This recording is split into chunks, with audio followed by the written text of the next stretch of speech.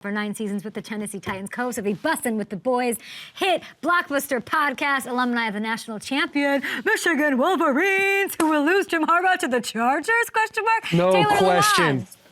Let's go, Kay. I heard you in your A block talking about how it wasn't that wild of a weekend. I humbly disagree. You see the Browns being favored, going into Houston, kicking that ass.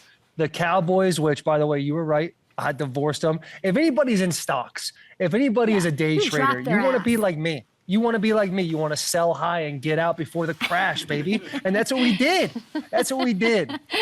We're going to get to the Cowboys side of things. I thought we could start celebratorily. I thought we could start with just enjoying the beauty that is Jared Goff. First playoff win in 32 years over the Rams for Detroit. You talked about this city not wanting to play there, it being like the last place you'd want to be in the NFL, just any NFL player. And now they're a hot spot. He killed it against his former team, the team that got rid of him. It was amazing. What do you think? What could be better?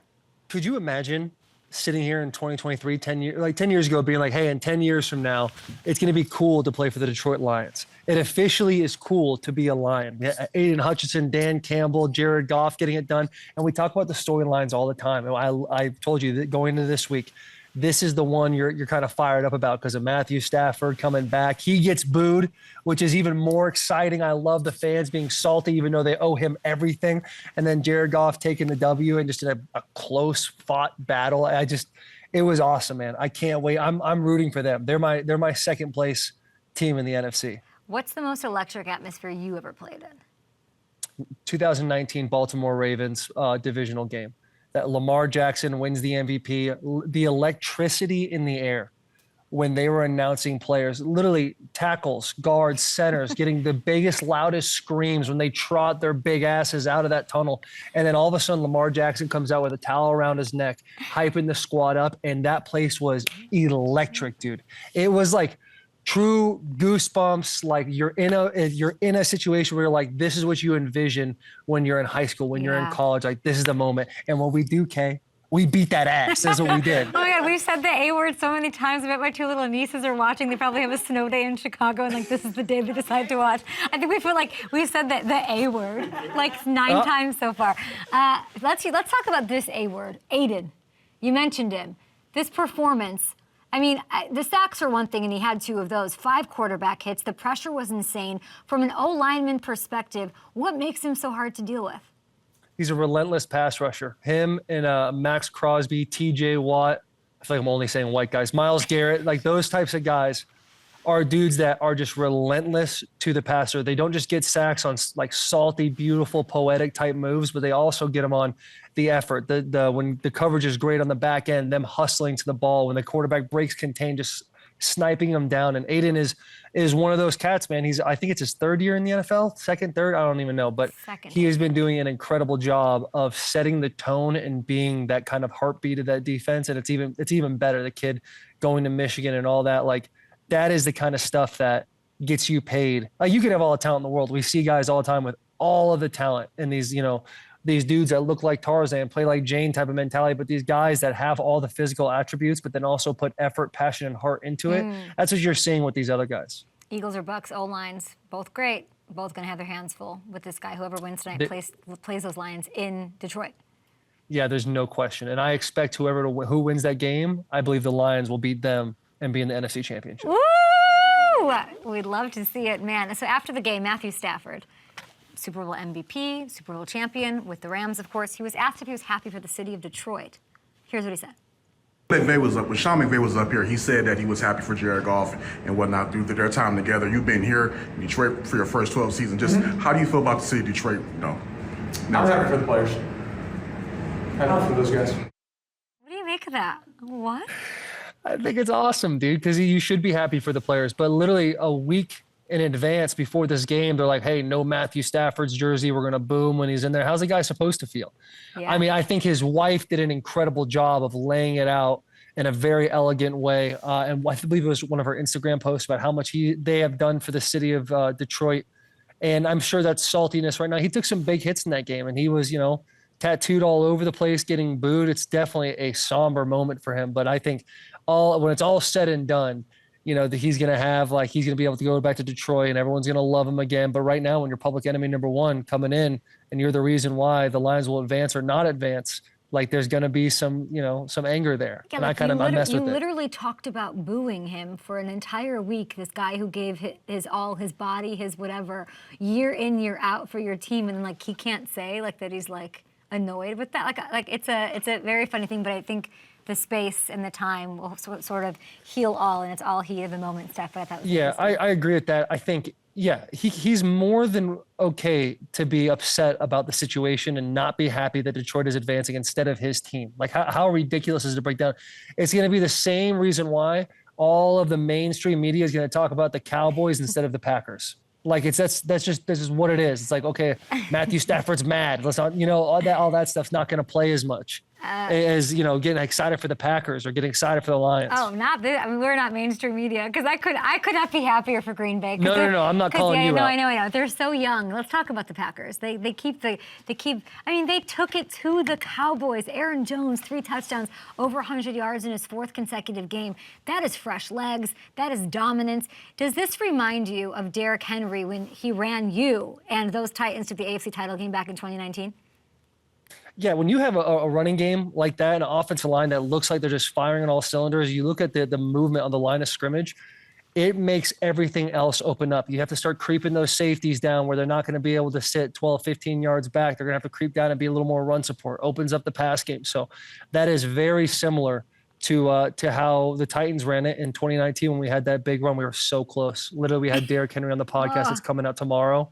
And it was literally just a reminisce time about how great those moments were. We wish we just knew we were in the good old days, like that Office quote. But, Aaron Jones, dude, he's acting like him right now. And Jordan Love, with all the ups and downs and the mental fortitude to handle what he's had in this season, it's cool. It's fun to root for. I love that.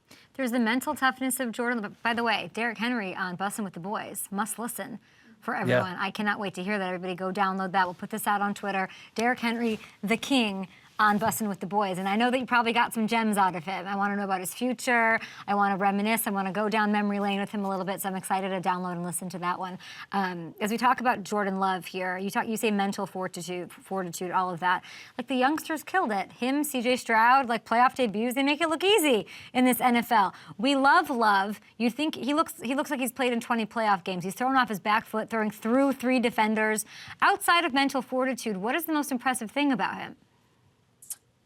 I think the mental fortitude is one thing, but the ability and the accuracy to make those kind of, like, what Patrick Mahomes made cool was the different arm angles, throwing off the back foot, being able to improvise in pressure situations. To me, that's like, okay, you guys got it. You guys got a legit dude. And for Jordan Love, like, it hasn't just been this year to have the mental fortitude, but so many years before that. Gets drafted out of Utah State as a 1st-round pick. They think, okay, Rodgers has got 1 year. Rodgers was there for 3 more years where he had to sit on the bench, and literally everyone forgot about Jordan Love. Everyone was like, yeah, there's a guy there, but we got Aaron Rodgers. And then all of a sudden, Aaron Rodgers goes over to the Jets, and it's like, oh, we're now resurfacing all these things from 3-4 years ago to figure out about this kid. And so he had to not only go through the ups and downs and the turmoil of this year, but he also had to, stay mentally sharp, stay mentally focused, take those gems when you weren't playing in games and sitting on the sideline of just taking those mental reps, and it's paying off for him. LaFleur is a great coach, and you can see it, man. They're really getting it done. And hey, Houston, you brought up CJ Stroud. I'm so pissed off they're good, but I love CJ Stroud, dude. Do you feel bad for Myles Garrett? For what? Just not me. I mean, because he doesn't get a lot of shots at this. He's one of the best players, a game breaker, and he just gets. Yeah. I don't know. What do you mean? Yeah, I get that. I get that. I do feel bad for Myles Garrett. He's a guy just like Joe Thomas with the Cleveland Browns. Yeah. Deserved to have more team success as they were going out through their career. Deserves it. And you know what? Stefanski and those guys, like, they are getting things done. If they can get Deshaun Watson healthy for an entire season, they can be a team that's in the playoffs again, where it's now becoming a normal thing. It's not just like oh my God, like we're looking at with the Detroit Lions. So Myles has got a lot of tread left on the tires in my mind. He's a stud. He's going to continue to be a stud. You look at him, he's just an incredible physique on the guy. So I feel like I feel bad for him in this exact moment, but you're going to be all right. Yeah, you mentioned Love, and it's so funny because it's like, we had to sit behind while Rodgers stayed for a long time. Like, maybe that's why he's as great out there. You know, like, there's a benefit to that. It's one in the win column for, like, Mahomes sitting with Alex Smith. Like, that is the dream. I think that's the luxury. Like, it plays into the argument that I've been making for years, literally 7 years, that I would prefer a guy to not come in and feel slighted that he's not starting. I don't want Will Levis to think he has to go right away or like whatever. Like, let these guys sit and sort of watch the game and absorb things. And I think it does make a huge difference. I do. I think it was a benefit to him that he sat behind Rodgers. Yeah, and that says so much about those franchises. Totally. I mean, very rarely do you get a first-round pick and you're like, okay, we can sit this guy for a year and let him learn and develop. Like that, it says so much about ownership, upper management, guys that have been doing it for a long time and understand the process of putting together a roster instead of just scrambling when things are great for a little bit and they're like, okay, this is awesome. And then all of a sudden things go wrong and it's like, okay, we have a whole bunch of things to fix. For whatever reason, the Packers have done an amazing job for, I don't know, since the beginning, the dawn of time of the NFL. Like they just have, they have elite quarterbacks over and over and over again. And Jordan Love, his story is still untold. It's still being written, but I mean, we're seeing right now that he has the capability and he has the it factor under stress to be able to accomplish those things. And I think that's just awesome, man. People are calling him the worst draft pick in NFL history. Literally, people are saying he was a waste of a pick.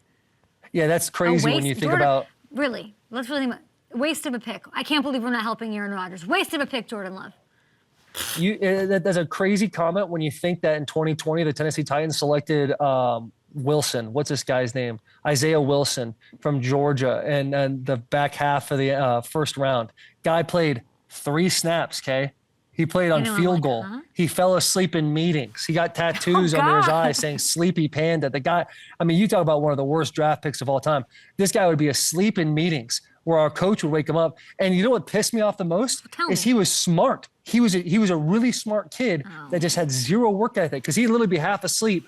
And then Keith Carter, who I have kind of slandered a little bit on Instagram, goes and be like, hey, what did I just say? And he would be like, you pulled, and he would answer the question perfectly. But the kid just couldn't put it together. Shoulders like this, big, broad dude, nimble feet, and just couldn't get it done. So I think that's crazy. That's crazy talk. I did not think we were going to get into the Isaiah Wilson of it all, but I'm happy that we did. I'm always happy to do that.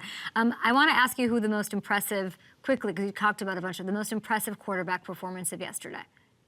Of yesterday? Yeah, or no, this weekend. It's got to be C.J. Stroud. It's. I mean, your underdogs. A week before, first play of the game, rips it in a play action pass and throws it for a touchdown. Then this week has 3 touchdowns at the half, sets a rookie record. He's just doing things that guys haven't done. His ability to take shots with the football and also take care of it and not give it to the defense is so uncommon for his age. He's so poised. He speaks about the team. He doesn't speak about himself. He is a guy that you look at and everybody was like, damn, I wish we could have drafted that guy. That's what CJ Stroud is. He's a generational talent and we're seeing it. He's clearly the rookie MVP, clearly. And it's in a good class too. But I think not yesterday, 2 days ago, seeing all that was one of the most impressive things. OPOY, CJ Stroud. You didn't consider Dak Prescott for that? For MVP? And best performance of the weekend? No. I say, tell you what, Jerry Jones. What happened? You know what looked good? What happened? What was going on out there? And then drama. Are we Real Housewifing it between CeeDee Lamb and Dak Prescott? What? You can't throw pick sixes in games, that's for sure. But what did you make of Dak? Yeah, it's the same reason why I felt uncomfortable with the Cleveland Browns going into the playoffs because they throw picks and Dak, who's had a career that people were talking, or a season that people were talking about having an MVP season, just didn't answer the call yesterday. The whole team didn't answer the call. I mean, it was the Packers all of the way. And I think, I hate drawing lines in the sand, but the Cowboys have plenty of talent. Jerry Jones can sit there in his billion-dollar mansion and understand that he has talent. And I don't think talent's the issue. It's the mindset, it's the culture, and it's the coaching. He didn't look good. His demeanor, there's just something off in these big games, and it's these playoff games. You can't, if you're Jerry Jones and you're sitting at your rich mahogany desk with like, I don't even like a cigar, a pipe, whatever it is that you do in there, and you're 2-5, your quarterback is 2-5 in his playoff career, and now you're sitting there like Dak made it hard for Jerry to kick up his feet and say, yeah, let's extend him. And that's it. Now they have it. They can move on from him. They can extend. And what would you do if you were smoking a pipe at a rich mahogany desk like Jerry? The first thing I would do if I was Jerry Jones is I would hire Mike Vrabel. The second thing I would do is be like, Mike, go find yourself a guy like Jim Schwartz from the Cleveland Browns and hire him as your DC. The next thing I would do is I would look at all the tape, evaluate everything, and take an OC like Arthur Smith, and I'd put him as my OC, and I'd say, Art, what do you think about Dak Prescott? He can move in the pocket. He does great on the run. He throws for 1 billion yards every single year. What needs to change here? And then evaluate it, because you've got time. You have till, that March 14th date when the new league year starts. And so I would figure out where you're definitely missing, and that's in coaching. And then I would definitely evaluate and then sit there and be like, do we move on or do we not? I didn't answer your question, but I answered how the process of answering your question. What else is new?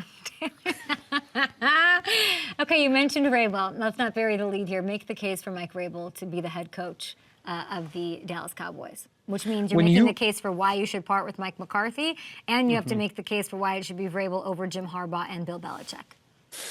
So the reason why I would take I believe Harbaugh is probably going to go to the Chargers. So I'm taking him off the table. I think the personality of Jim and that big of a spotlight, I don't know if he would thrive in that type of situation.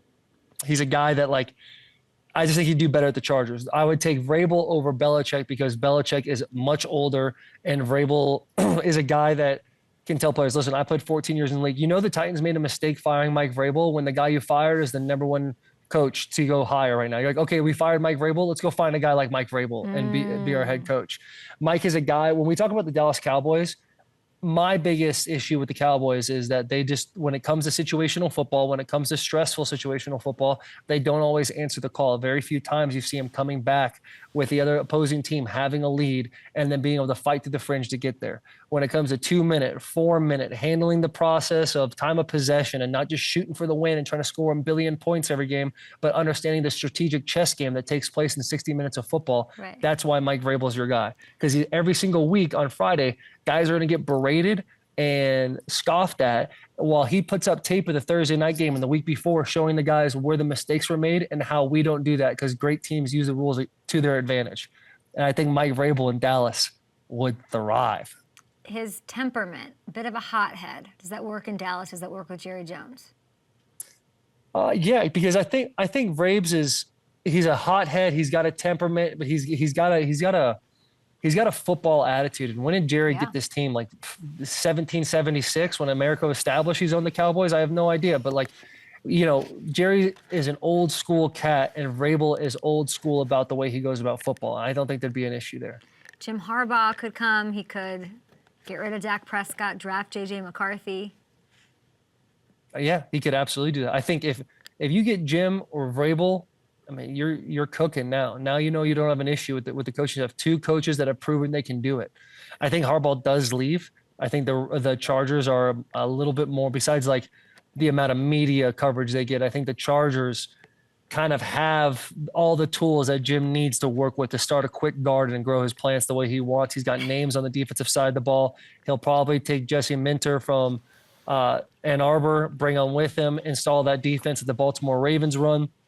And then Jim will, have that beautiful relationship with Justin Herbert like you've seen with J.J. McCarthy and all of his other quarterbacks at Michigan, San Francisco, and Stanford and all that. So I think that's just, for me, that's a more enticing job than the Cowboys, which is crazy to say based on how much money's in Dallas. You're basically saying that the Chargers are ready to go and the Cowboys aren't, that they're not ready to go. Yeah, the Cowboys have a lot of talent too. It just seems to me like they just can't figure it out, and there's this cloud looming over their head the same way that there was for the Lions. The Lions haven't been in the playoffs since 1992, haven't won a playoff game since 1992, and now all of a sudden they've got it off their back. You need someone to change the mindset and the view of a culture of an entire franchise, and that's why I think Vrabel is such a good fit for the Cowboys. Jim would equally be just as good of a fit, but you look at, who would you pick, Dak Prescott or Herbert? I'm taking Herbert right now, and Jim Harbaugh loves his quarterbacks. I would definitely do that. I think that it's hard to extend Dak right now. It's hard to see Dak as the quarterback because you look at Jerry, and Jerry isn't. How many more shots is Jerry going to get at this thing? You want to get it right. It might have to be a complete. Part of me is like, I really think, and I hear that he really likes Dan Quinn. Dan Quinn had a terrible game yesterday. If you get rid of McCarthy, you got to get rid of Dan Quinn, and you're gonna give up Dan Quinn to go probably take that Seattle head coaching job. There's a lot of ins and outs here for Jerry. Jerry's got a lot to consider. I'll get into it a little bit later on in the show. And I think this game tonight also has a weird, I don't know about Sirianni. Are we on shaky ground? We don't know. We have to see. Hopefully they get a win tonight and they figure it out. But there could be more to come here. Not an easy day for Jerry to write Dak a contract extension or to make, not an easy day for Dolphins fans and an easy night for Dolphins fans or for the brass down there in Miami to say Tua's our guy. Tua's our guy because up against Mahomes, Tua's not the guy. He was not the guy in the cold. He was not the guy. Who do you have more faith in, Dak or Tua? Tua. Why? I think Tua throws they both throw great deep balls. I just think that this is the first year that Tua was really in the league and stayed healthy for a full year, and he lit it up. I think he's younger. He's got more time to get better. I think McDaniel does a great job, but we also see the numbers when it's under 40 degrees or 44 degrees. Tua's over or whatever the situation is. So the Chiefs are still going to Chief. That's the reason why you and I talked last week, and we sat there and said, yeah, the Chiefs don't look as good, but also they're still the Chiefs, and when the playoffs come, they could go and do things. And that's exactly what they did in Kansas City against the Dolphins. So I think right now, younger, just has experienced that success in this year. The confidence is built. And I think the ceiling we haven't seen with Tua. Yeah, but the thing I think is Dak had great numbers this year. Okay. I don't know exactly their comparison of numbers, but Dak had great numbers. But also there's a level of confidence because of the question marks about Dak and how he's not able to get that, get over the hump of the playoffs, Dak, that I feel like there's a wavering confidence there. With Tua, last year gets knocked out, literally has to learn how to fall in the offseason, then comes in this year and has an overwhelmingly positive year that everybody can get behind. I think that's a guy you say, okay, fix a couple of things, figure out how to play in the cold type mentality, and you have now an opportunity to be like that dude come next season. It's well said. I think it's almost the simple thought is we know what Dak is. We know what he is, whereas maybe there's still something to unlock with Tua, with that team that's young and getting it together. They lose to the Chiefs in a big way. Chiefs get to play at home. There's a chance they get to play at home again. 26-7. That a lot made about the weather. Tough. Everybody has to play in tough stuff. It was the top 5 coldest game. I got to get your expertise on a certain thing. And it's how does one drink? How does one approach a frozen beer? Because the beer was freezing, the water was freezing. As a professional in this arena, how do you handle this? Do you do a frozen lemonade cup and grab a spoon? What do you do? Oh, a little beer slush. I do. I don't hate that idea. Okay. What I would do in this situation is how cold are you really? You got the warm hands on in the pockets. If that is the case, I'm taking that beer and I'm stuffing it around 3 or 4 of those warm hands, letting it sit there for 5 to 10, let the thing get lukewarm and slam it down, no problem. Might as well grab 2 and put them in 5 minutes, and then take the first one out, and then this other one's cooling down or warming up just right, and then you're into it. You have this figured out. Taylor's rubbing them down with hot hands to try to like a genie on a bottle, baby. Like a genie on a bottle. Okay, sounds good. Most impressive thing about the Chiefs win? The doubt, answering the doubt. We all sat here and we thought, the Chiefs just don't seem like that team this year. Their defense was playing good. They're not so good. They're not putting up points the way they used to put up points. Travis Kelce was 17 yards away from another 1,000-yard season, sat out and lost out on $750,000. A lot of question marks on a team that usually goes to the Super Bowl. And so now it's playoff, the mentality, the attitude. They've been here before. They're the most experienced of all these other teams right now. And I think that that's it. That's massive for them, that experience and them knowing it's crunch time. It's obviously win or go home. That's the biggest thing for me. I think that McDuffie, L'Jarius Sneed, they're the best corner duo in the NFL. They're crushing it, their defense. And Patrick Mahomes is letting his defense do it. He's managing the game exactly how I wanted to. Hitting Rice when he needs to hit Rice when it's not working out for Travis Kelce and that. That's been amazing. Their tackling concerns me a little bit. It's the one question I have about them, but because Jawan Taylor and the penalties, he's the most penalized player like in literally over 20 years, if you look at it. We're going to talk to L'Jarius Sneed this week, and hopefully, I mean, if they go, they're definitely in my head going to the AFC Championship game. Like the Texans or them. Like I think Arrowhead blows it away, unfortunately. So we'll see that. Did you see? I love you a lot, but you give Arthur Smith a lot of mustache love, okay? And so I think we saw, not that I have them power ranked, but maybe the most impressive, powerful performance we've had out of a mustache. If not for the consistency, the durability here. What would you like to say to the Walrus? I'd just like to say bravo, sir. Bravo. Like to have a lip ferret like that and know you're going into these cold temperatures and it's going to freeze, like that is just cool. I got in a Twitter argument with RG3 because he was saying we shouldn't let the players play and all this BS. It's like, dude, this is like when like football is at its coolest, when it's like, I'm freezing, you're freezing, but we're going no sleeves and we're getting after it. And that's essentially Andy Reid going no sleeves. He probably put a little water down on that ferret and let that thing drip dry until he walked out in the water. It looks incredible. It looks amazing, Kay. I'm glad you finally gave it its love because, I don't know if it's like ageism. I don't know what it is, but I feel like you haven't talked about Andy Reid's mustache all season. Yeah, I think that's just the Jordan, like you just get so used to great mustaches, you move on to see what's up and coming. And Arthur Smith had something beautiful. But you got to tip the cap to the go-to mustaches in the NFL right now, and that's Andy Reid. Who wins? Eagles, Bucks. Give me the one reason. I'm going to go Bucks. I don't know, because I don't know if you heard about Donnie, the security guard. He's back, and they're 10-1. They're 10-1 when he's on the sidelines. But I'm going to go Bucks, baby. I'm going to go Bucks, and then the Bucks are going to lose the next week. I think the Eagles, they just dropping so many games they did in the end of the season. Yeah. If the confidence is not there, is A.J. Brown playing? Is he not? Then Hurts dislocates his finger. It's just everything is going against the Eagles right now, and I feel like the Bucks are going to take advantage of that. Wow. Okay, other games, Steelers, Buffalo. What's the reason? Who's winning and why? Buffalo mops the floor with the Steelers. It's not even close, and I think it's going to be an awesome game for the running game, especially Josh Allen. If you would have told me 10 years ago that you would be talking about getting into a Twitter fight with RG3. RG3, man, he's got that new school mindset, dude. Sometimes you just got to go out there and brave the elements. Taylor, we appreciate you. We'll see if they mop the floor with him. You had a lot of, I got a text from Hamilton saying he was disturbingly prepared for that beer answer. Yeah, and the weird thing is that just came off the top of the dome. Oh, I know. I will say this, for the Bills and the Steelers, mopping the floor is like 14-0. Like the kind of weather we got in there, that's a mop the floor in this game. I don't think the Steelers are going to get it going. That's mopping the floor. I appreciate the asterisks.